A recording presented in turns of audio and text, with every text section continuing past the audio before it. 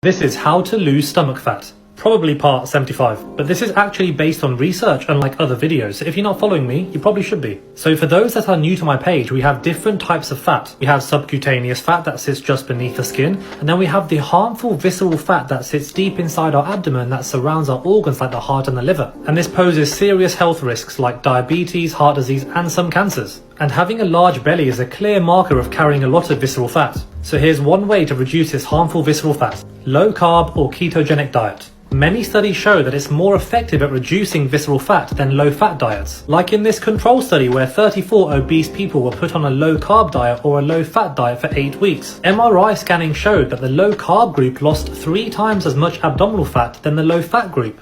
Or in this study where both groups were on maintenance calories for 8 weeks, followed by a 1,000 calorie deficit for 8 more weeks, they found that even when they didn't lose weight for the first 8 weeks, the low carb group lost 11% of their abdominal fat and the high carb group gained 2%.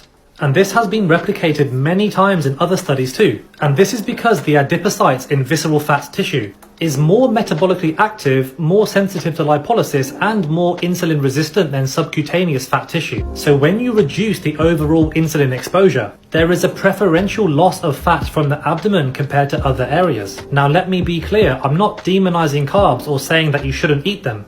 But if you have a large belly, then this may be something to consider.